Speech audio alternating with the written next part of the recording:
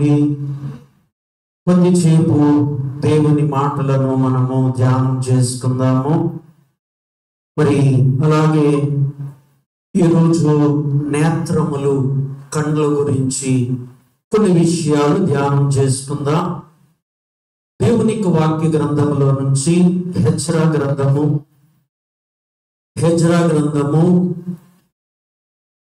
9వ అధ్యాయము 8వ వచనాన్ని చదువుకుందాము.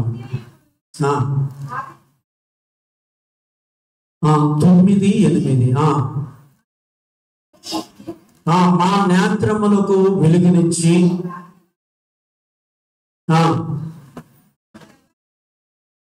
తెప్పరిల్ల చేసినట్లుగాను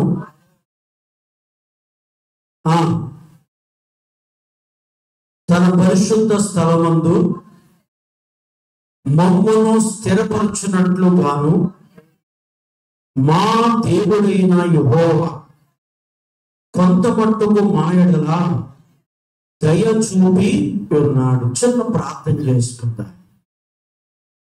దయగలిగిన మా తండ్రి, ప్రేమ కలిగిన మా ప్రభువా, కృప కలిగిన ప్రభువా, నీకు వందనాలు, స్తోత్రాలయ్యా.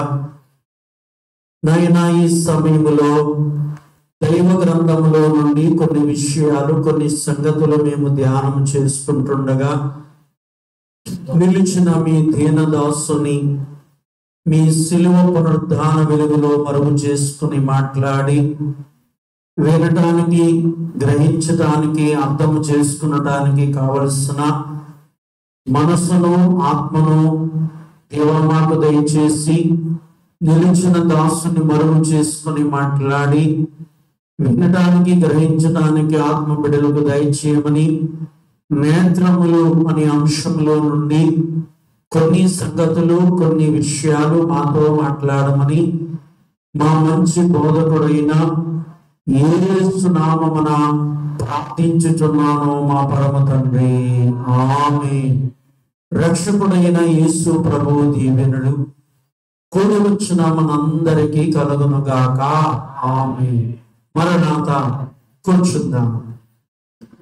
ప్రియులారా, ఈ దినము ఒక చిన్న అంశం ఏమిటంటే నేత్రములు. గతములో నాలిక గురించిన ఒక వారము మీకు చెప్పాను. పోయిన వారములో స్వరము గురించిన విషయాలు మనం విన్నాము. ఈరోజు కళ్ళు గురించి, అంటే నేత్రాల గురించినటువంటి కొన్ని విషయాలు, కొద్ది సమయం. దేవుని వాక్యము ఎంత శ్రద్ధగా వింటే అన్ని దేవుళ్ళు మీకు వస్తాయి. కాబట్టి వాక్యము ద్వారా ఆశీర్వాదము, వాక్యము ద్వారా దీవెన, వాక్యము ద్వారా వృద్ధి, వాక్యము ద్వారా సకల సంపదలు మనకి పెరుగుతూ ఉంటాయి. దేని ద్వారా అంటే దేవుని వాక్యము ద్వారా. ప్రియులారా, నేత్రముల గురించిన కొన్ని విషయాలు ఇక్కడ మొదటిగా చదివిన ఈ వాక్యములో ఉన్న అంశం ఏమిటంటే వెలిగించే నేత్రములనేది మొదటిగా మనకు కనిపించేటువంటి అంశం అటండి. ఏ నేత్రములట? వెలుగునిచ్చేటువంటి నేత్రములు. ప్రియులారా, మన కళ్ళకు అనేకమైనటువంటి అనుభవాలు ఉంటాయి. ఇవేంటికంట? మన కళ్ళకు అనేకమైనటువంటి ఏముంటాయి? అనుభవాలు ఉంటాయి. ప్రియులారా, పగటి కాలంలో మనకు అంతా ఏం కనబడుతుంది? వెలుగు కనబడుతుంది మన కళ్ళకు. అదే రాత్రి కాలం వచ్చేసరికి ఏమవుతుంది? మన కళ్ళకి ఏం కనబడుతుంది? చీకటి కనబడుతుంది కదండి. ఏం కనబడతాయి? చీకటి కనబడతాయి. ఇవే కాకుండా ఇంకా చాలా ఉన్నాయి. అయితే మనకున్న అంశంలో ఉన్న కొన్ని విషయాలు మనం ధ్యానం చేసుకుందాం. ఈ హెజ్రా గ్రంథములో 9:8 మనం చదువుకున్నప్పుడు దేవుడంట వారి నేత్రములకు వెలిగించెను. ఎక్కడి నుంచి వెలిగించెను అని అంటే ఇక్కడ ఒక అంశం ఉందో చూడండి. అక్కడ మా దాస్యములో నుండి రాశారు. ఎక్కడి నుంచి అంటండి? మా దాస్యములో నుండి, దాసత్వములో నుంచి. అంటే మేము బానిసలుగా ఉన్నాము, మేము దాసులుగా ఉన్నాము. అయితే ఆ దాసత్వంలో ఉన్నటువంటి ఆ స్థితి అంతా మాకు ఎలా ఉంది అంటే చీకటిగా ఉంది. ఎలా ఉందట? చీకటిగా ఉంది. చీకటిలో నుంచి దేవుడు మమ్ములను పిల్లలు ఎక్కడికి నడిపించారు అంటే వెలుగులోనికి నడిపించారు. ఎక్కడికి నడిపించారట? వెలుగులోనికి నడిపించారు పిల్లలు. కాబట్టి మరి కొన్ని సందర్భాలలో మనము కళ్ళు ద్వారా చీకటిని ఎక్కువ చూడటం వల్లనట మనకి మస్కు వచ్చేటువంటి అవకాశం ఉంది. ఏం చూడటం వల్ల? చీకటిని ఎక్కువ చూడటం వల్లనటండి మస్కు వచ్చే అవకాశం ఉందట. చీకటిగా ఉన్నప్పుడు మసకగా ఉన్నప్పుడు అంటే మనము ఏదైనా చదివినా లేక కళ్ళు ద్వారా ఎక్కువగా చూసినా ఏమొచ్చే అవకాశం ఉంది? మనకి కళ్ళుకు మస్కు వచ్చే అవకాశం ఉంది. అందుచేతని పిల్లలు మనం ఎక్కువగా ఏం చేస్తాం? లైట్లు ఏర్పాటు చేసుకుంటూ ఉంటాం చీకటి సమయంలో, మన కళ్ళకు బాగా కనబడాలి అని. పిల్లల వెలుగు ద్వారా మన యొక్క చూపు పెరుగుతుంది కానీ తరగదు. చీకటి ద్వారా ఏమవుతుందంటే మన కళ్ళకు ఉన్నటువంటి చూపు ఏమైపోతుందట? తగ్గిపోతుంది కానీ ఏమవుతుందట? పెరగదు అనేది మనం చూడగలిగినటువంటి విషయం. కాబట్టి అందుకే ఇక్కడ వాక్యములో చూస్తే మరి ఈ దాసత్వములో నుంచి మమ్మల్ని ఎక్కడికి నడిపించావు అంటే వెలుగులోనికి నడిపించావు. ఎక్కడికంటండి? ఒక వెలుగులోనికి నడిపించావు. పిల్లగా దాసత్వములో ఉన్నంత కాలము వారు కళ్ళన్నీ ఎక్కడున్నాయి అంటే బంధకాలలో ఉన్నాయి అని చెప్పుకోవచ్చు. ఎక్కడ ఉన్నాయంట? బంధకాలలో ఉన్నాయి. దేవుడు ఎప్పుడైతే ఆ దాసత్వంలో నుంచి విడిపించేశారో పిల్లల అప్పుడు వారు కళ్ళకు వెలుగు వచ్చిందో ఇప్పుడు వారికి గొప్ప వెలుగు వచ్చింది. విడిపించడం ద్వారానే ఏమొచ్చింది అంటే వెలుగు వచ్చింది. ముందుకు వెళితే యోబు గ్రంథములో కూడా యోబు గ్రంథము 10వ అధ్యాయము 4వ వచనములో కూడా మనం చూస్తే అక్కడ కూడా నేత్రములను గురించి ఉన్నాయి. చూడండి, నీ నేత్రములు నరుల నేత్రములు అంటివా? ఆలోచించినట్లు నీవు ఆలోచించువాడవా? చాలండి. కాబట్టి మొదటి మాటలో వెలుగునిచ్చేటువంటి నేత్రాలను మనం చూసాం. రెండవ అంశములో రెండవ మాటలో ఏముంది అంటే దేవుని నేత్రాలను గురించినటువంటి అంశం ఇక్కడ కనబడుతుంది. ఎవరి నేత్రాలు? దేవుని యొక్క కండ్లు, దేవుని యొక్క నేత్రాలు. దేవుడు సర్వము చూస్తూ ఉన్నాడు. ఆయనకి మరుగైనది ఏది ఉందంటారా? లేదు అని వాక్యమే చెబుతుంది. దేవునికి తెలియని రహస్యమైనటువంటి స్థలము ఎక్కడా లేదని దేవుని గ్రంథం చెబుతుంది. మనకి అంత కనబడుతుందా? మాట్లాడట్లేదు అమ్మా. మీ ఇంట్లో బీరువా నుంచి బంగారం పట్టుబడి దొంగడు మీరు ఇక్కడ ఉన్నారు, మీకు కనబడుతుందా? కనబడట్లేదు. అంటే మన ఇంటికాడ ఏముందో ఏం జరుగుతుందో ఇప్పుడు మనకి తెలియదు. ఇక్కడ ఉన్నాం కాబట్టి ఈ చూపు కనబడుచున్నంత లెక్కే మనకు తెలుస్తుంది కదండి. ఇంకా ఏ మన ఊరో లేకపోతే మన ఇంటికాడో ఏమి మన పొలమో మనకేం తెలుస్తుందా? తెలియట్లేదు. కానీ దేవుడికి అలా కాదు. మీకు అర్థమైంది కదండి? మీకు అర్థమవుతా చెప్తున్నాను అన్నమాట. దేవునికి అలా కాదు. భూలోకం అంతా చూస్తున్నాడు ఆయన. ఇంకా పాతాళ లోకం అంతా చూస్తున్నాడు ఆయన. ఇంకా పైన 5 లోకాలు చెప్పారు అయ్యగారు. ఎన్ని లోకాలు? 5 లోకాలు చెప్పారు. పైన మొత్తం 7 లోకాలు చెప్పారు అయ్యగారు, దేవదాస్ అయ్యారు. ఈ 7 లోకాలలో ప్రియుల దేవుడు చూస్తానే ఉన్నాడు. ఈ 7 లోకాలలో ఉన్నటువంటి అందరినీ చూస్తున్నాడు. 7 లోకాల్లో ఉన్నారంటే ఉన్నారు. ఒక లోకం దేవుందే. ప్రియుల 6 లోకాలు ఉన్నాయి. 6 లోకాలలో కూడా జనాలు మనుషులు ఉన్నారు. మరి అలాగే దేవదూతలు ఉన్నారు. మీకు అర్థమైంది కదండి. ఇలాగన అనేక సంచారాలు ఉన్నాయి. కాబట్టి అందుచేత ఈ 7 లోకాలు కూడా దేవుడు ఏం చేస్తున్నాడు, చూసేవారుగా ఉన్నారు. పిల్లలు అందుకే యోబు దేవుని గురించి ఏమంటారు ఇక్కడ అంటే, నీ నేత్రములు, యోబు నేత్రాలు కాదు, మన నేత్రాలు కాదు, ఎవరెవట, దేవుని యొక్క నేత్రాలు. దేవుడు చూచేవాడు. మనం ముందే అనుకున్నాము కదా, ఆయనకి రహస్యమైంది ఏది లేదు. కాబట్టి నీ నేత్రములు నొరుల నేత్రములు అంటివా కావన్నమాట. మన నేత్రాలు అంటివి కావు. మనకి కొంచెము దూరమే కనబడుతుంది, కొంచెము దూరమే కనబడుతుంది. కానీ దేవుడికి అన్ని కనబడుతుంది. దేవుడు అంతా చూస్తూ ఉన్నాడు. దానంశముల గురించి ఇక్కడ రాస్తూ ఆయన అంటాడు, నీ నేత్రములు నరుల నేత్రం వంటివా, నరుల ఆలోచనలో నీ ఆలోచన వంటివా. దేవుని ఆలోచన వేరు, మన ఆలోచన వేరు. మన నేత్రాలు లాంటివి కాదు దేవుని నేత్రాలు. రెండవది, మన ఆలోచనలు లాంటివి కావు. ఎవరి ఆలోచనలు అంటే దేవుని యొక్క ఆలోచన. మన ఆలోచనలన్నిటిలో స్వార్థం ఉంటది, అసూయ ఉంటది, ప్రియరా నాశనం ఉంటది. ఎవరి ఆలోచనలో? మన ఆలోచనలో. దేవుని ఆలోచనలో ఏముంటది? ప్రేమ ఉంటది. మీరు ఏముంటదట? ప్రేమ ఉంటది, న్యాయం ఉంటది.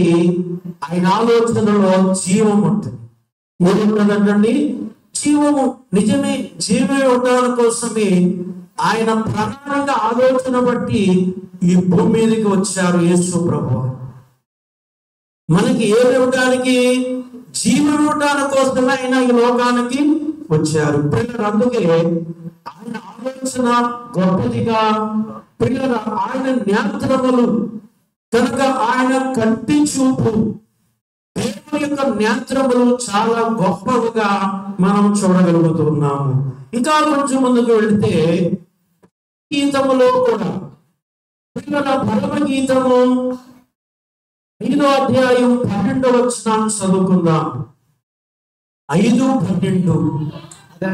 అతని నేత్రములు నదీ తీరములందు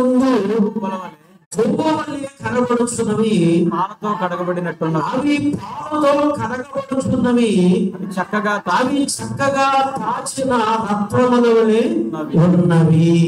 పిల్లరా, కాబట్టి అంటే ఈ వివరణలోకి మనం వెళ్తే అవదు. ఎందుకంటే గతంలో మీకు ఈ పరమగీత వివరణ నేను చెప్పాను, మరలా చెప్తాను. పిల్లరా, ఒక్కొక్క వారం, ఒక్కొక్క గంట, ఒక్కొక్క వచనాన్ని మీకు తెలియచేయడం జరిగింది. మరలా తెలియచేస్తాను. ఇక్కడ వాక్యములో చూస్తే అతని నేత్రములు, అతని నేత్రములు, ఈ పరమగీతమును గురించినటువంటి ఆలోచన ఏమిటి అంటే, పెండ్లి కుమారుడు, పెండ్లి కుమార్తె. పిల్లరా, ఈ 2 మాటల మీదే ఈ పరమగీతం అంతా ఆధారపడి ఉంటుంది.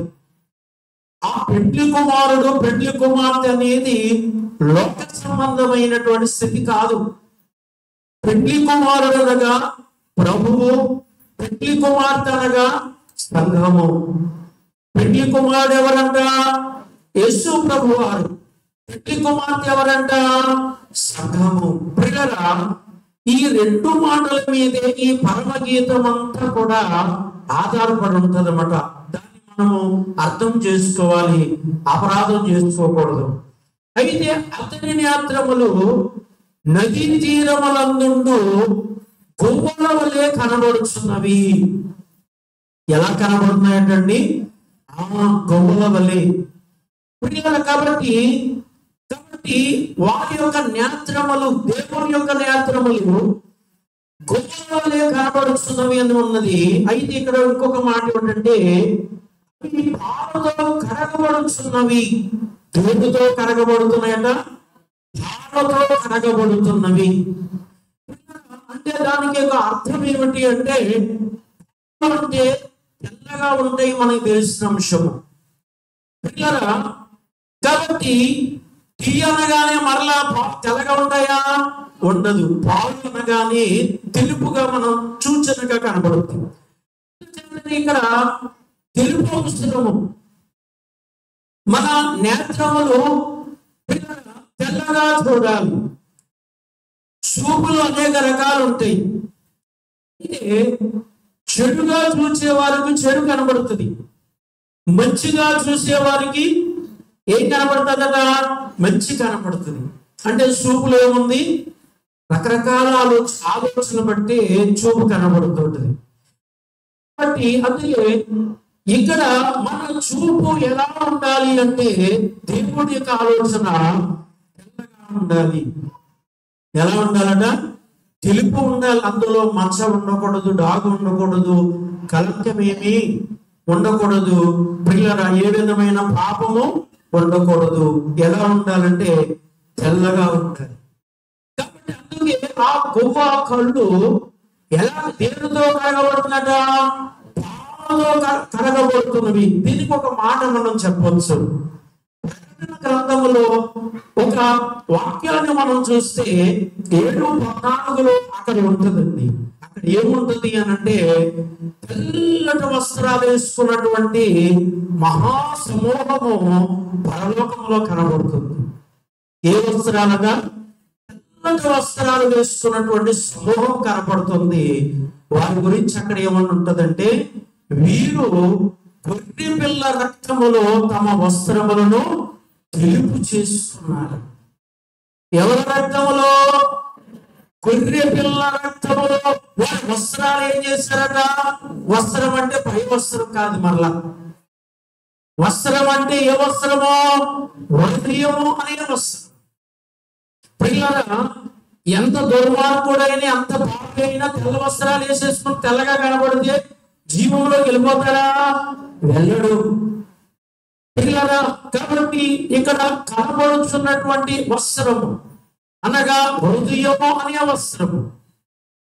కనుక ఆ హృదయం అనేటువంటి వస్త్రము ఏం చేయబడాలి? ఇక్కడ తెలుపు చేయబడాలి. యేసు రక్తములో కడగబడి, యేసు రక్తములో శుద్ధి చేయబడి ఆ వస్త్రం ఏమవ్వాలట? తెలుపు చేయబడాలి. తెలుపు చేయబడకపోతే పిల్లరా వారు అక్కడ ఆ మహిమలో ఉండగలరా అంటే అసలు చేరడం కూడా కష్టం. ఉండడం కాదు, అక్కడికి వెళ్ళలేదు.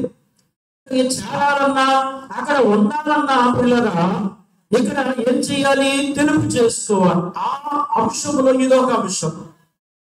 ఆ అంశంలో ఇదొక అంశం ఏమిటంటే నేత్రములు పాలతో కడగబడాలి అని.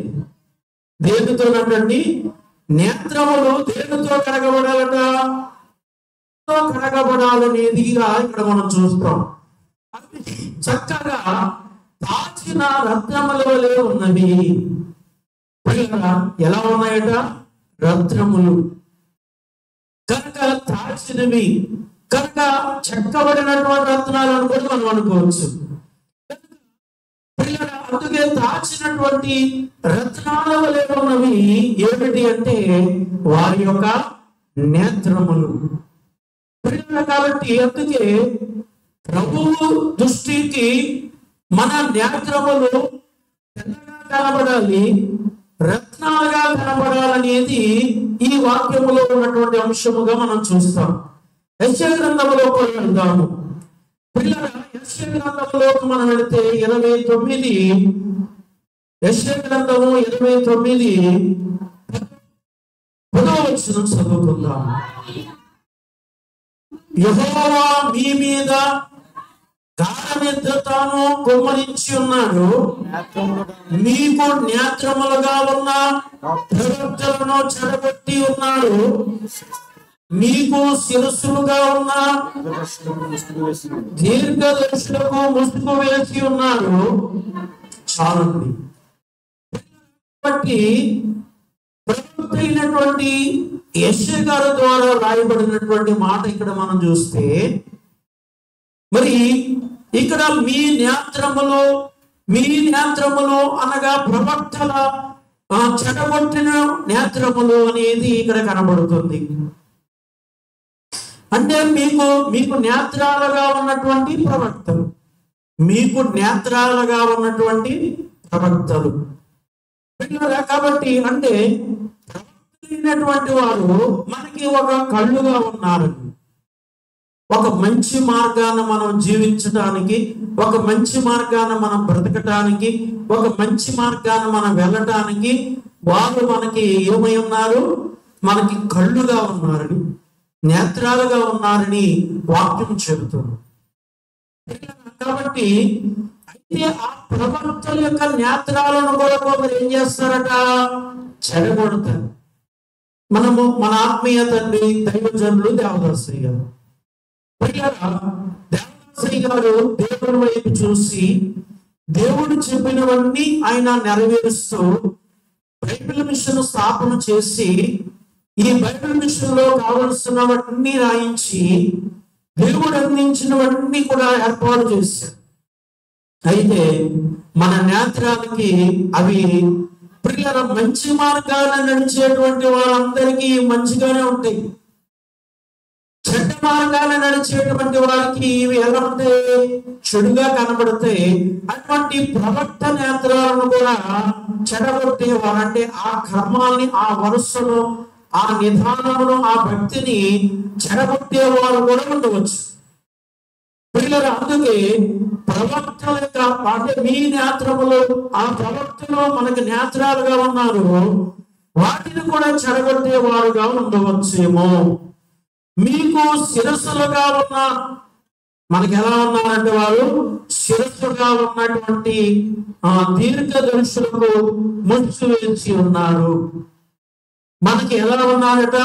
శిరస్సులుగా ఉంది పిల్లలు. కాబట్టి దైవజనుడు భక్తిలో ఎలా నడిచారు, దేవుని మార్గములో ఎలా నడిచారు, దేవుని చూచి దేవుని మాటలు విని, ఎవరిని చూచాడండి? దేవుడిని చూచి తర్వాత దేవుని మాటలు విని పిల్లల దైవ చిత్తాన్ని ఆయన ఏం చేశారు? ఇక్కడ నెరవేర్చారు పిల్లల. కాబట్టి అదే క్రమములో మనం ఉన్నాము. కాబట్టి ఇందులో నేర్చుకున్న వారు కూడా కొందరు దేవుడు బయలుపరిచిన బయలు విషయంలోనికి వచ్చి దైవజనుని బట్టి ఇవన్నీ నేర్చుకుని ఆశీర్వదించబడిన తర్వాత కూడా పిల్లల బయటికి వెళ్ళి వీటికి ముసుగు వేసేవారు కూడా కొందరు ఉండవచ్చేమో. ఏం చేసేవారట? వీటికి ముసుగు వేసేవారు కూడా కొందరు ఉండవచ్చేమో అనేది వాక్యము తెలియపరిచేటువంటి విషయం. అనగా వారు మనకి నేత్రాలుగా ఉన్నారని, శిరస్సుగా ఉన్నారని దేవుని వాక్యం చెబుతుంది. కాబట్టి అందుకే వారు మనకి మార్గదర్శులు అంటాం. అంటే వారు మార్గాన్ని నడిచారు, దేవుని మార్గాన్ని నడిచారు. ఆ మార్గంలో మనము కూడా, వారు దేవుని మార్గంలో నడిచారు కాబట్టి మనము కూడా ఆ దేవుని మార్గంలో ఏం చేయాలి? నడాలి. కొందరు మరి ఏం చేసేవారంటే ఆ ప్రవక్తల మార్గాన్ని చెడగొట్టేవారు. అలాగే ఆ ప్రవక్తలు చెప్పిన విషయాలకి ఏం వేసేవారట? ముసుగులు వేసేవారు, మరుగు చేసేవారు. ఏం చేసేవారట? మరుగు చేసేవారు కూడా కొందరు ఉండవచ్చేమో అని వాక్యం చెబుతుంది. అందుచేత మన నేత్రాలు ఎప్పుడు కూడా ఏమై ఉండాలంటే ఉండాలి. ఎవరో మూసేస్తే మూసివేయబడినట్లుగా, ఎవరో చెడగొడితే చెడగొట్టబడేటట్టుగా మన నేత్రాలు ఉండకూడదు. ఆ విషయంలో మనం ఏం చేయాలంటే కాపాడుకోవాలి. జకరీ గ్రంథంలోకి వెళ్దాం. తరువాత వాక్యంలోకి మనం వెళ్తే జకరీ గ్రంథంలో 4వ అధ్యాయము దాన్ని ఒకసారి చదువుకుందాము. కార్యములు అల్పమై ఉన్న కాలమున తునీకరించిన వాడెవడు? లోకమంతటను సంచారము చేయు యెహోవా యొక్క 7 నేత్రములు చెడువాయేలో చేతిలో గుండు చూచి సంతోషించును. అంటే దేవుని 7 నేత్రాలు. ఇక్కడ వాక్యములో చూస్తే దేవుని యొక్క ఎన్ని నేత్రాలు అంటే 7 నేత్రాలు. మనకి 2 ఉన్నాయి. మనకి ఎన్ని నేత్రాలు ఉన్నాయంట? 2 నేత్రాలు ఉన్నాయి. కానీ ఈ 2 నేత్రాలతో మనం ఏం చేస్తాము అనంటే 4 దిక్కులు కూడా చూస్తాం. మన ఎదుట, మన వెనక, మన ఈ ప్రక్కకి, ఆ ప్రక్కకి, అంటే అన్ని చూస్తామా చూడమా? చూస్తా, అన్ని గమనిస్తూ ఉంటాం.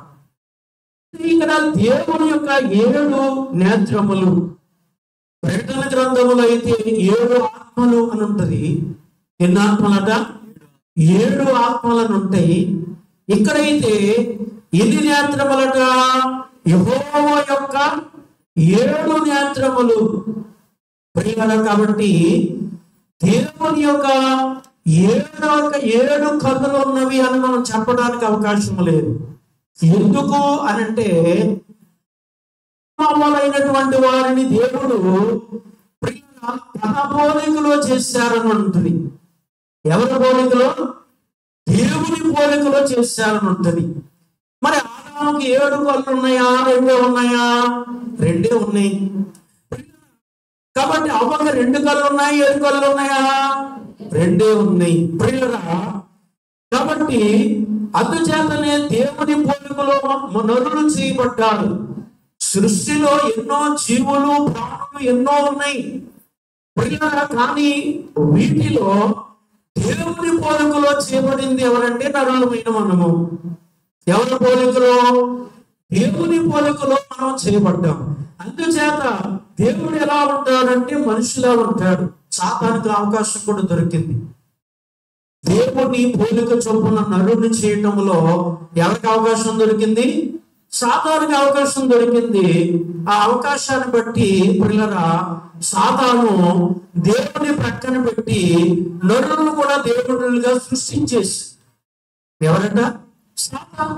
పిల్లలు. కాబట్టి సాతాను నరులోంచి వచ్చింది కాదు సుమా. సాతాను ఎవరిలోంచి వచ్చింది? దేవదూతల్లోంచి వచ్చింది. ఎవరిలోంచి వచ్చింది? దేవదూతల్లోంచి వచ్చింది. దేవదూతలకి నరులకి సంబంధం లేదు.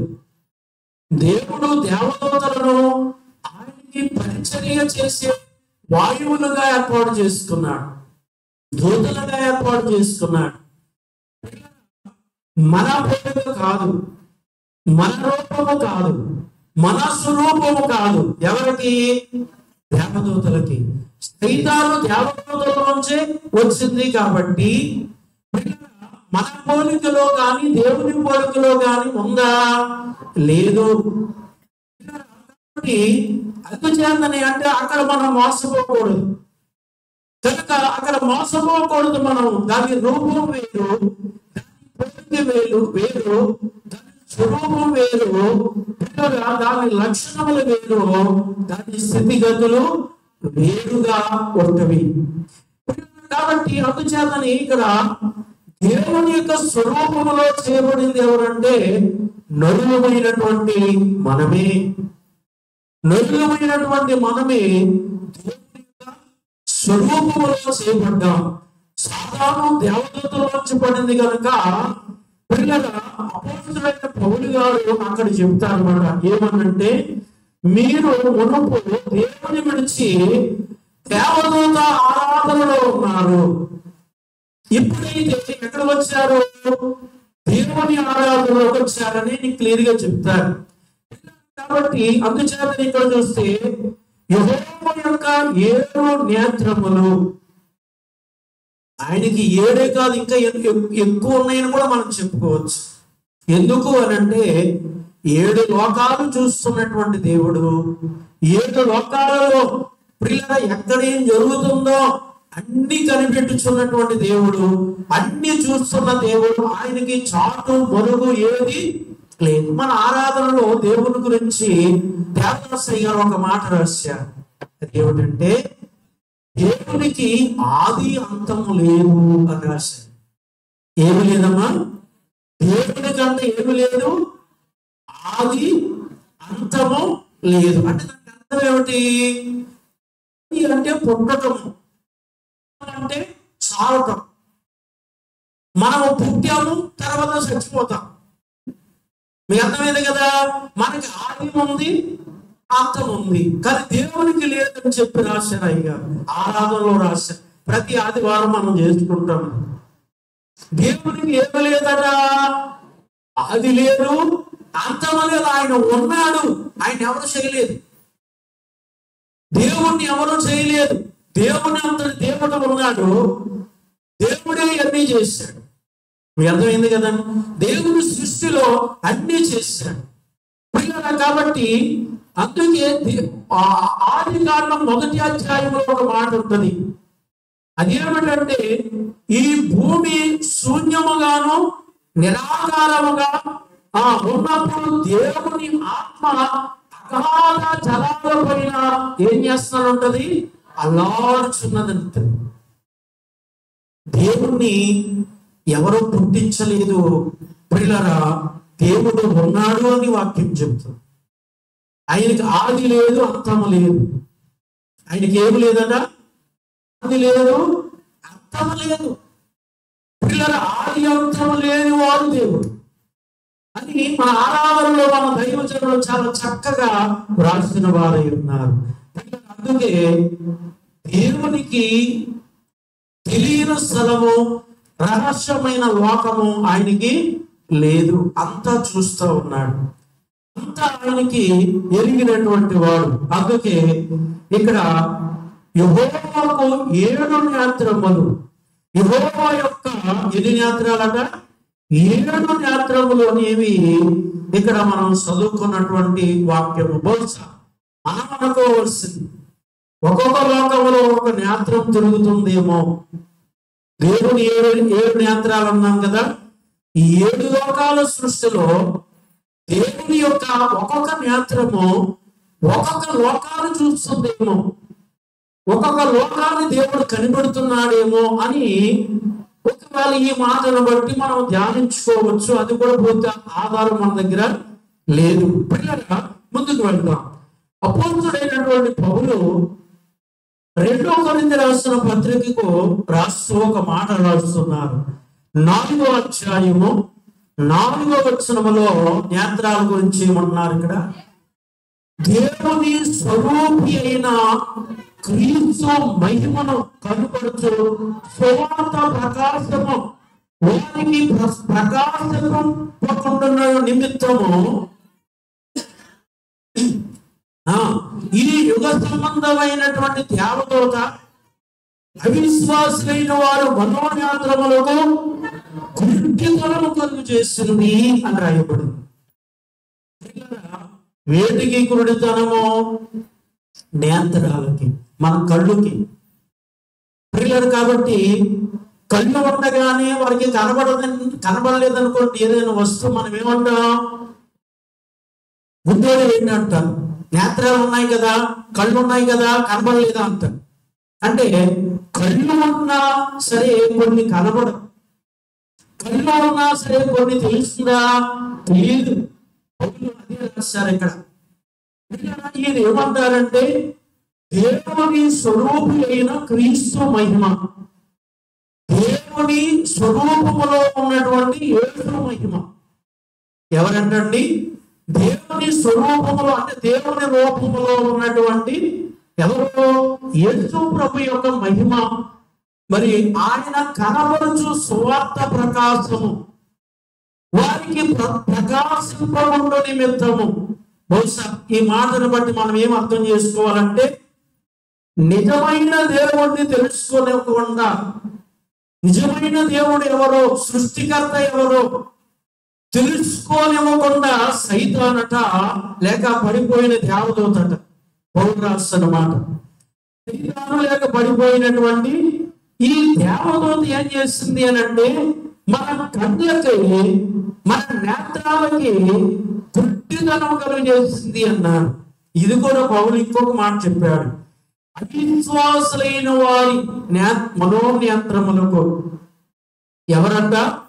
విశ్వాసి కాకుండా కనుక నమ్మకము లేనటువంటి వారు. అవిశ్వాసి అంటే నమ్మకము లేనటువంటి వారు. అవిశ్వాసుల యొక్క నేత్రములకు ఏం కలుగు చేస్తుంది ఇక్కడ అంటే గుడ్డితనము కలుగు చేస్తుంది. ఏం కలుగు చేస్తుంది? గుడ్డితనము కలుగు చేస్తుంది. బహుశా పిల్లరా ఇప్పుడు వెలుగుంది, ఇప్పుడు ఏముందట? వెలుగుంది.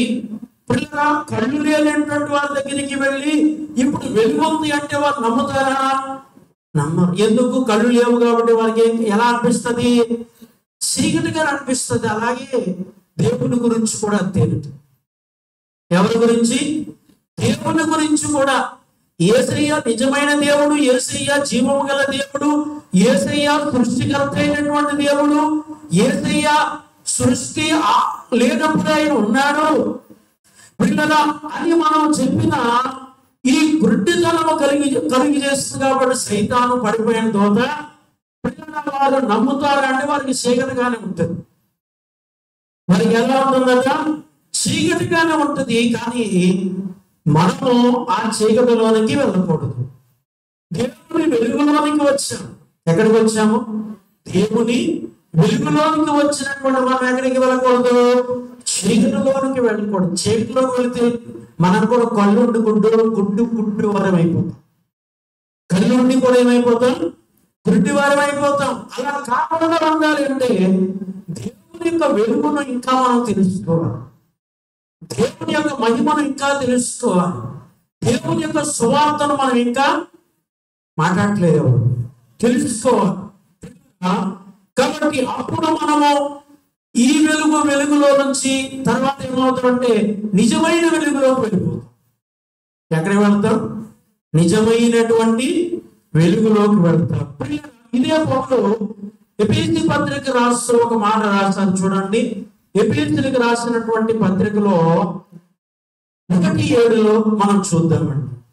దేవుని కృపా మహాదైశ్వర్యమును బట్టి ఆ ప్రీతి యందు ఆయన రక్షణ అమ్మా మనకు విమోచన. 17 వచనం చదవండి.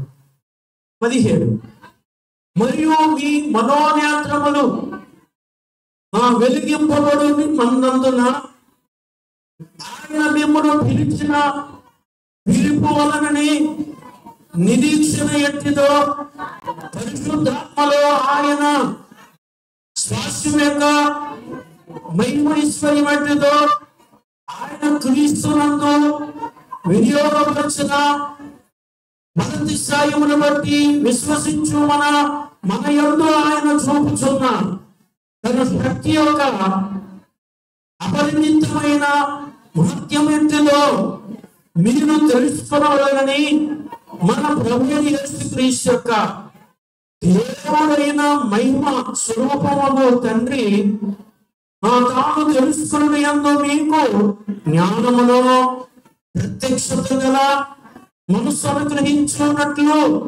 నేను నా ప్రార్థన యందు మిమ్మల్ని గురించి దేవునికి విజ్ఞాపన చేస్తున్నాను అంటారు. కాబట్టి ఇక్కడ ఏ నేత్రములు అనంటే మనోనేత్రములు అంటున్నాడు. ఏ నేత్రములు? మనోనేత్రములు. బహుశా మన నేత్రములు ఏమంటాం? శరీర నేత్రములు అంటాం. ఆత్మనేత్రాలను కూడా వాక్యం ఉంది. ఏ నేత్రములు? ఆత్మనేత్రములు. శరీర నేత్రములు, ఆత్మనేత్రములు. దీనికి యేసుక్రీస్తు ప్రభువారు చెప్పినటువంటి ఒక మాట మనము ధ్యానిస్తే అక్కడ ఏముంటుంది అంటే దేవునిని ఆరాధించేవారు ఆత్మతోనూ శరీరముతో అని లేదు. అక్కడ మనలో శరీరంలో ఆత్మ ఉంది. ఈ ఆత్మతోనూ దేవుని ఏం చేయాలంట? సత్యముతో ఆరాధించాలంటది. మన ఆత్మతోనూ సత్యం అంటే నిజంగా యథార్థంగా దేవుని ఏం చేయాలట? ఆరాధించాలని వాక్యములో ఉంది. అంటే దేవుని ఆరాధించినప్పుడు శరీరము పని చేయకూడదు, ఆత్మ పని చేయాలి అని దానికి అర్థముగా మనం చూస్తాం. కళ్ళు తెరుస్తూ ఉంటే శరీరం పనిచేస్తుంది, కళ్ళు మూసుకుంటే ఏం పని చేస్తుంది? ఆత్మ పని చేస్తుంది. ఎవరు పని చేస్తారట? ఆత్మ పని చేస్తారు. అందుకే ఇక్కడ మనోనేత్రములు పిల్లల మనోనేత్రములు, ఈ మనోనేత్రముల కంట ఏమి ఇవ్వటానికి? వెలిగింపబడటానికట. మనోనేత్రములు ఏం చేయబడాలి? వెలిగించబడాలి.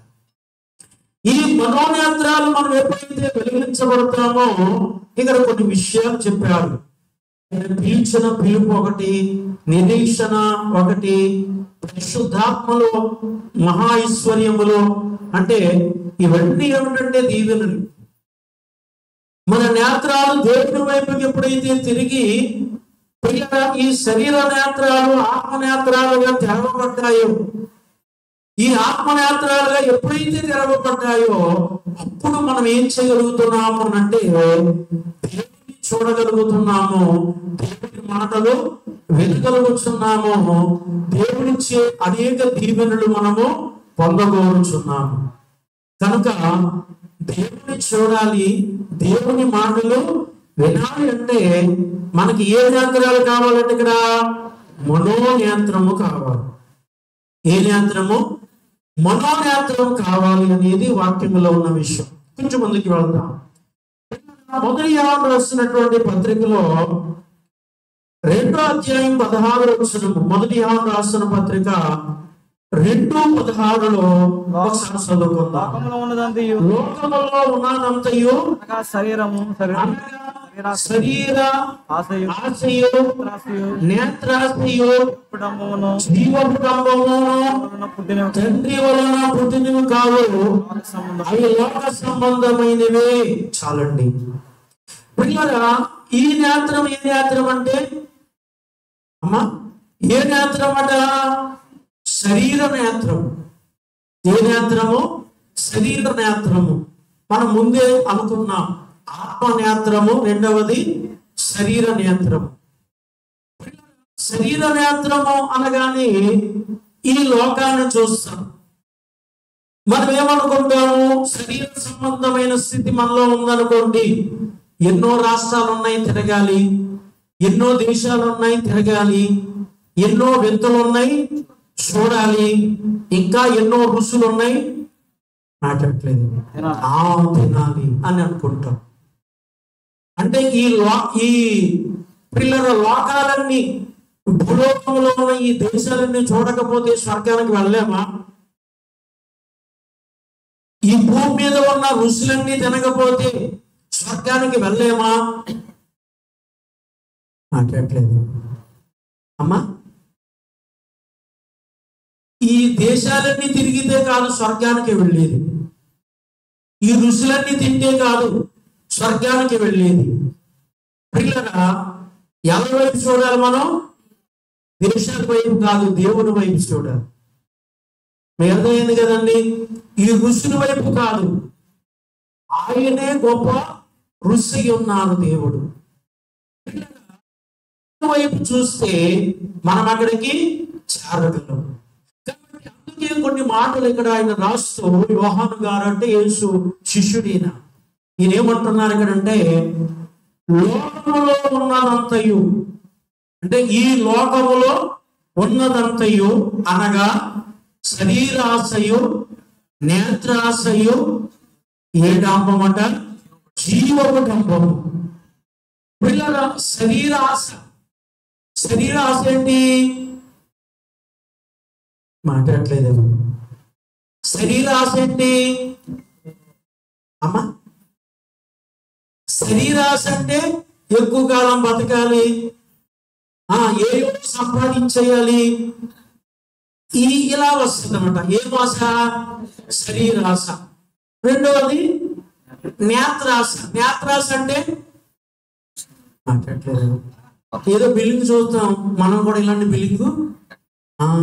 ఏదో కారు చూస్తాం పెద్దదే, మనం కూడా ఇలాంటి కారు. అయితే చిన్న చిన్న విషయాలకు వస్తే పక్కన ఆవిడ పక్కన మీ మెల్లో బంధు చూస్తుంది, నేను కూడా ఇలాంటి బంధు. అంటే దేని ద్వారా? చూచుడు ద్వారా. ఇది చూడకపోతే అది ఉండదా? నేత్రాశ వేరు, శరీరాశ వేరు. ఇవి లోక సంబంధమైనవి. పౌలు ఇక్కడ యోహాను గారు చెప్పేది కూడా ఏమిటంటే, ఈ శరీరాశ ఈ లోక సంబంధమైంది, ఈ నేత్రాశ కూడా మాట్లాడలేదు. కాబట్టి లోక సంబంధమైనది. అయితే ఇవి ఏమై ఉన్నాయంటే, ఈ జీవం అంటే ఇక్కడ బ్రతికినంత కాలము ఇది ఒక డంబము లాంటిదని. ఎలాంటిది? ఒక డంబము లాంటిది అనేది. ఈ జీవము డంబం అంటే ఈ లోకములో పిల్లరా పూజించుకుంటాం. అబ్బో మీరు చాలా గొప్ప వాళ్ళంటే కొంతమంది మళ్ళీ పైకి వేసిపోతూ ఉంటారు. మీకున్నది ఎవరికి లేదన్నాం అనుకో ఆస్తి, ఎక్కడ ఉంటారు వాళ్ళు? సుఖంలోకి వెళ్ళిపోతూ ఉంటారు. మీకున్న వస్త్రం లాంటిది ఇంకెక్కడ దొరకదన్నాం అనుకోండి, ఏం చేస్తారు? ఇదంతా డంబం అట. పిల్లరా అవి కాదు మనకు కావలసినవి. వాక్యం చెప్పేది, మీరు చేసే ప్రార్థన ఎవరో చేయట్లేదు, మీరు చదివినట్లుగా వాక్యం ఎవరు చదవట్లేదు. ఈ ఆత్మ సంబంధమైనది. మీరు వచ్చినంత క్రమముగా నమ్మకంగా దేవుని సన్నిధికి అది ఆత్మీయ స్థితి. శరీర స్థితి వేరు, ఆత్మీయ స్థితి వేరు. ఇది కాదు మనకు కావాల్సింది. ఎక్కువగా మనం కోరుకునేదంతా ఏం కోరుకుంటాం? ఆత్మీయ స్థితి కోరుకోం. ఏం కోరుకుంటామట? శరీర స్థితి కోరుకుంటాం. శరీరం వైపు చూస్తాం. అందుకే ఇక్కడ యోహాను గారు అంటారు, ఈ శరీర ఆశ, నేత్రాశ, ఈ జీవము డంబము ఇవన్నీ కూడా దేవుడి వల్ల మనకి పుట్టినవి కావు అంటున్నాను. ఎవరి వల్లట? దేవుడి వల్ల పుట్టినవి కావు. దుష్టుడి వల్ల, సాతాన వల్ల మనకి కలుగుతున్నాయి ఇవన్నీ. 17వ వచనం చూడండి. లోకమును దాని ఆశలు గతించుకోవడం కానీ దేవుని చిత్తమును జరిగించేవారు నిరంతరము నిలిచి ఉంటారు. ప్రియులారా, ఈ లోక వైపు చూసినా, ఈ లోక ఆశల వైపు చూసినా అవి ఏమైపోతాయట? గతించిపోతాయి. కానీ ఏమైపోతాయి? గతించిపోతాయి. కానీ దేవుని చిత్తమును జరిగించువారు. ఎవరి చిత్తమట? ఎవరి చిత్తాన్ని జరిగించాలి మనం? అమ్మా, దేవుని చిత్తాన్ని జరిగించాలి. దేవుని చిత్తం ఏదో మన దైవజనులు దేవదాసయ్య గారు ఉన్నారు, సన్నిధి చేశారు, ధ్యానం చేశారు, దేవునితో మాట్లాడారు, దేవుని మాటలు విన్నారు, దేవుని ఏమి చెప్తున్నారో అదంతా కూడా దైవజనులు చేశారు. బహుశా దేవదాసయ్య గారు రాతలు, పాటలు, మిషన్ గురించి ఇవన్నీ ధ్యానించినప్పుడు దేవదాసయ్య గారు చనిపోయారండి ఎవరు నమ్మరు. కాబట్టి ఒకవేళ బహుశా ఆయన ఉన్న కాలంలో ఆయన గురించి ఇంతగా ప్రకటించబడలేదేమో కానీ ఆయన చనిపోయిన తర్వాత ఎక్కువగా ప్రకటించబడుతుంది. దేవదాసయ్య గారు చనిపోయారంటే ఎవరు నమ్మరండి పిల్లలు. కాబట్టి అంటే అంతగా దైవ చిత్తాన్ని నెరవేర్చినటువంటి వారిని పిల్లరా, మనము దేవుని చిత్తం నెరవేర్చినటువంటి వారిని మనం ఏం చేయలేము అంటే మర్చిపోలేము కదండి. ఏం చేయలేమట? మర్చిపోలేము. దేవదాసయ్య గారి కాలంలో చాలా మంది ఉండుంటారు. వాళ్ళందరూ ఎవరైనా గుర్తున్నారా? వాళ్ళందరినీ మర్చిపోయారు కదండి. ఉన్నారా? మర్చిపోయారు. కారణం ఏమిటంటే వారు లోక ఆశలు నెరవేర్చారు. దైవజనుడైన మన దేవదాసయ్య గారు దేవుని చిత్తాన్ని జరిగించారు. దేవుని చిత్తాన్ని జరిగించిన వారు నిరంతరము ఏమవుతారట? నిలిచి ఉంటారు. కాబట్టి 1960లో దేవదాసయ్య గారు చనిపోయినా ఇప్పటికీ దైవజనుడు బ్రతికినట్లుగానే మన అందరి ఆలోచన ఉంటుంది. కనుక ఆయన భక్తి, దేవుడు ఆయనకు బయలుపరిచిన బయలుమిషను, దేవుడు ఆయన ద్వారా రాయించిన పాటలు, పద్యాలు, మరి ప్రసంగాలు, దేవుడి గ్రంథాన్ని అనుసరించి ఎన్నో మరి ప్రసంగాలు దైవజనులు రాశారు. గీతం, ప్రకటన గ్రంథ వివరణ కాబట్టి అద్భుతంగా మనకి కనబడుతున్నాయి. అంటే అందుకే దైవ చిత్తం నెరవేర్చిన వారు ఎవరి చిత్తమో దైవ చిత్తం నెరవేర్చిన వారు వారి అన్నటికీ కూడా నిలిచి ఉంటారనేది వాక్యము ద్వారా మనకు రుజువు అవుతుంది. కొంచెం మనకి వెళ్తే ఇంకా 2 వాక్యాలు నేను చెప్పి ముగించేస్తాను. గ్రంథం 1:7, ప్రకటన గ్రంథం 1:7. ఇదిగో ఆయన మేఘాలుడై వచ్చుచున్నాడు, ప్రతి నేత్రం ఆయనను చూచును, ఆయన పొడుచున వారు చూచుదురు, జనులందరూ ఆయన చూచి రొమ్ము కొట్టుకుందరు. అవును, ఆమె ప్రతి నేత్రం. ఇక్కడ మన అంశం ఏమిటంటే ప్రతి నేత్రము అంటే వారు యేసును అంగీకరించినా అంగీకరించకపోయినా, యేసు దేవుడని నమ్మినా నమ్మకపోయినా, మీకు అర్థమైంది కదండి. యేసు దేవుడని నమ్మినా నమ్మకపోయినా, అంగీకరించినా అంగీకరించకపోయినా ప్రతి నేత్రం ఆయన చూస్తారట. ఆయన ఇప్పుడు రాబోతున్నాడు.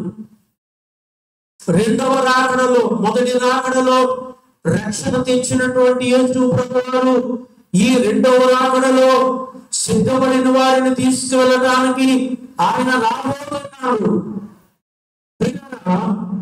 ఈ వచ్చేటప్పుడగా ప్రతి నేత్రం ఆయనను చూచును అని వాక్యము కనబడుతుంది. ఇక్కడ ప్రతి నేత్రము ఆయన మేఘాలు అంటే మేఘాన్ని వాహనముగా చేస్తున్న రాబోతుండగా ప్రతి నేత్రము ప్రభువును చూస్తుందట. ప్రతి నేత్రం ఒకవేళ ఇప్పుడు నమ్మకపోయినా అప్పుడు నమ్ముతారు ఆయన నిజమైన దేవుడు, జీవము గల దేవుడు, సృష్టికర్త అని. అర్థమైంది కదండి. ఇప్పుడు కొందరు నమ్ముతున్నారు, కొందరు నమ్మట్లేదు. అయితే నమ్మలేని వారు కూడా ఆయన మేఘాలుడై వచ్చినప్పుడు చూస్తారు కాబట్టి అప్పుడైనా ఏం చేస్తారట, నమ్ముతారేమో.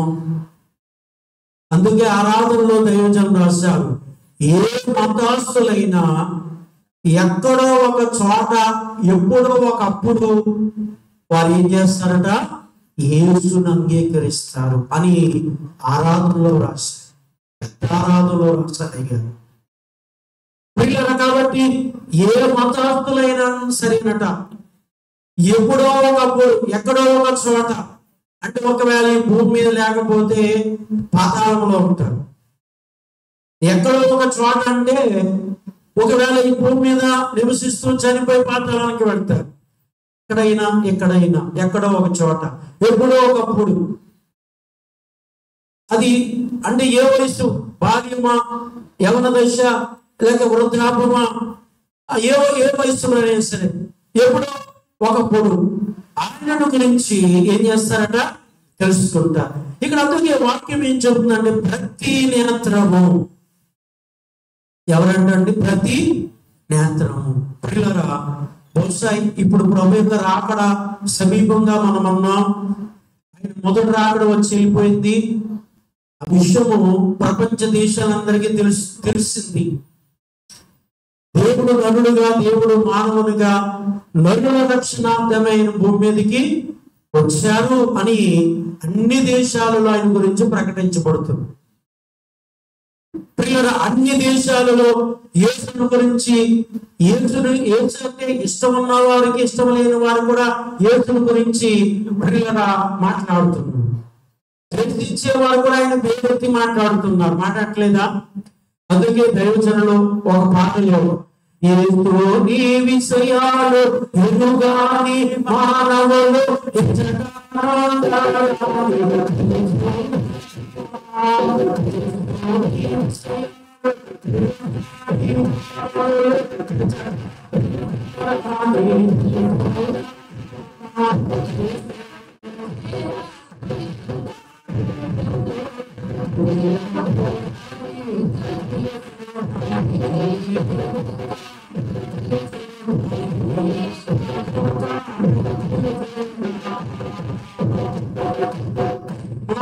తండ్రి దైవజనులు దేవదాసయ్య గారు, యేసుని ఎరుగని మానవులు ఎక్కడా లేరు. అందరికి యేసు గురించి తెలుసు. ఎవరి గురించి తెలుసట? అందరికి యేసుని గురించి తెలుసు. కానీ తెలిసిన కొందరు అంగీకరించట్లేదు. ఇది నీ దుఃఖము నా దుఃఖం అని రాశారు. ఎందుకంటే తెలిసి కూడా వారు అంగీకరించలేదు కాబట్టి నరకానికి వెళ్ళిపోతున్నారు. పరిహారం చేసుకోకుండా ఆ పాపం వల్ల నరకానికి వెళ్ళిపోతున్నారు, నాశనానికి వెళ్ళిపోతున్నారు. అందుకే నీ దుఃఖము నా దుఃఖము అని రాశారు. యేసును గురించి తెలియదు కాదు, తెలిసి కూడా అంగీకరించకపోవటం వల్ల ఎక్కడికి వెళ్ళిపోతున్నారట, నరకానికి వెళ్ళిపోతున్నారు. నీ దుఃఖము నా దుఃఖం అని రాశారు. అయితే ప్రభు రాకడలో ప్రతి నేత్రము ఎవరిని చూస్తున్నట్టండి? ఆ ప్రభువును చూస్తున్నట. చివరి మాట 14వ వచనం చూడండి. 14 ఆయన తలయు తల వెంట్రుకలను తెల్లని ఉనిని పోయినవై హిమమంతా ధవళముగా ఉండెను. ఆయన నేత్రములు అగ్ని జ్వాలల వలె ఉండెను. ఎవరి నేత్రాలట? దేవుని నేత్రములు. దేవుని యొక్క నేత్రములు ఎలా ఉన్నాయట? అగ్ని వలె, మండుచున్న అగ్ని వలె ఉన్నాయట. బహుశా ప్రియులరా, మోసే గారు పొదలో దేవుని చూచేటప్పుడు ఒక పొద అగ్నిగా కనిపించింది. కాబట్టి అందుచేతని ఇక్కడ ఉన్నటువంటి వాక్యము, యోహాను గారు పద్మాసు దీవెలో బంధించబడినటువంటి యోహాను గారు ఆత్మస్వరూపుడై వెళ్ళిన తర్వాత అక్కడ ప్రభువుని చూస్తూ ఉన్నప్పుడు ఆయన రూపం ఎలా ఉందో, ఆయన పాదాలు ఎలా ఉన్నాయో ఇక్కడ కొంత వర్ణిస్తారన్నమాట. పిల్లలుగా 13వ వచనం నుంచి వర్ణిస్తారు. చూడండి. 7 సువర్ణ దీప స్తంభాల మధ్య, ఆ దీపాల ఆ స్తంభముల మధ్య మనిషి కుమారుని పోయిన ఒకరిని చూసి తిని అంటే ప్రభువును చూచాను. అక్కడ ఆయన తన పాదములకు దిగుతున్న వస్త్రము ధరించుకుని రేపులకు బంగారు గట్టి కట్టుకుని ఉండేను. ఆయన తల వెంట్రుకలను చల్లలను ఉడికిపోయినవై హిమమంతా ధవళముగా ఉండెను. ఆయన నేత్రములు అగ్ని జ్వాలల వలె ఉండెను. ఆయన పాదాలు కొలిములో ప్రథమేమని మెరియుచున్న అపరంజితో సమానమై ఉండెను. ఆయన కంఠ స్వరము విస్తార జల ప్రవాహముల ధ్వని వలె ఉండెను. ఆయన తన కుడి చేతి 7 నక్షత్రములు పట్టుకుని ఉండెను. ఆయన నోట నుండి 2 అంచుల వాడిన కట్టుమ ఒకటి ఆ బయలువెళ్ళుచున్నది. ఆయన ముఖము మహా తేజస్సుతో ప్రకాశించుతున్న సూర్యుని వలె ఉన్నది. నేను ఆయనను చూడగా చచ్చిన వారి వలె ఆయన పాదాల దగ్గర పడ్డాను. పద్మాసు దీవులు లంకలో బంధించబడినటువంటి యోహాను గారి యొక్క ఆత్మ 3 లోకాల్లోకి తిరిగి అక్కడ యేసును చూచి, మనుష్య కుమారుని వలె ఉన్న యేసును చూచి అక్కడ ఆయన ఎలా ఉన్నారో ఇక్కడ వర్ణించి ఆయన రాశారు. ఇదే వ్యక్తి నరుడుగా వచ్చిన యేసును చూచారు కూడా ఆయన. మీకు అర్థమైంది కదండి. ఏనుగు గురించి భూమి మీద కూడా ఈయనకి తెలుసు. భూమి మీదకి వచ్చిన యేసుతో 3.5 సంవత్సరాలు అడుగులు అడుగేసి పిల్లగా కలిసి జీవించినటువంటి వ్యక్తి ఈయన. ఇక్కడ పిల్లగా ఇక్కడ చూశారు. ఆయన ఆత్మతో వెళ్ళి అక్కడ కూడా చూశారు. అక్కడ చూసినప్పుడు అక్కడ ఆయన ఎలా ఉన్నాడో రాయబడినటువంటి మాటలలో మనము చదువుకున్నాం. ఇక్కడ వల్ల ఆయన లేడు, ఇక్కడ మనిషిగా వచ్చాడు కాబట్టి మనలాగానే ఉన్నాడు. దేవుని స్థానంలో ఉన్నాడు కాబట్టి ఎలా ఉన్నాయి, పిల్లల వస్త్రాలు ఎలా ఉన్నాయి, ఉన్నది నేత్రాలు ఎలా ఉన్నాయి పిల్లల. కాబట్టి ఇవన్నీ వర్ణిస్తున్నారు అక్కడ. అందులో ఈ దినం మనం తీసుకున్న అంశము నేత్రముల్లో ఆయన నేత్రాలు ఎలా ఉన్నాయట? పగపగా మండుచున్న అగ్ని జ్వాల వలె, మండుతున్నటువంటి అగ్ని జ్వాలల వలె. ఎవరి నేత్రాలు? దేవుని నేత్రాలు. కాబట్టి అందుచేతని ఆ అగ్నిలో మనము కలవాలి అంటే ఇక్కడ అగ్ని వలె మనం జీవించాలి. అంటే పరిశుద్ధంగా మనం జీవించాలి. పాపంలో వెళ్ళకుండా, పాపంలో పడకుండా, పాపము చేయకుండా, మన పాపంలో మునగకుండా మన పరిశుద్ధతను మనం ఏం చేసుకోవాలట? కాపాడుకోవాలి. మన పరిశుద్ధతను మనం కాపాడుకుంటూ మనము అగ్ని వలె జీవించాలనేది దేవుని వాక్యము మనకి తెలియపరిచేటువంటి విషయం. అందుచేత ఆయన నేత్రములు, ఎవరి నేత్రములు? యేసు నేత్రములు. నేత్రాలకి పోల్చబడాలి మన నేత్రాలు కూడా ప్రియులారా. కాబట్టి అందుకే ఈ రోజు మన అంశములో నేత్రములు అనే కొన్ని అంశాలు మనం ధ్యానించాం. ఈ మాటలు ప్రభు మన వినికులను దీవించుగాక. చిన్న ప్రార్థన. దయగలిగిన మా తండ్రి, ప్రేమ కలిగిన ప్రభువా, కృప కలిగిన ప్రభువా, నీకే వందనములు, స్తోత్రములు, స్తుతులు చెల్లిస్తున్నాము. ఇంతవరకు నీ పరిశుద్ధ గ్రంథములో కొన్ని సంగతులు, కొన్ని విషయాలు అయ్యా మాతో మీరు మాట్లాడారు. నేత్రములు అనే అంశం తీసుకుని ప్రభు మాతో మాట్లాడిన మాటలు నాయన మాలో ఫలించాలి. నీ వాక్యము మాలో ఫలించినట్లు దీవించమని, ఈ వాక్యము ద్వారా మాకు రావాల్సినటువంటి దీవెనలు, ఈ వాక్యము ద్వారా మాకు రావాల్సినటువంటి ఆశీర్వాదాలు దయచేయమని యేసు నామమున ప్రార్థించుచున్నాను మా పరమ తండ్రి. ఆమేన్.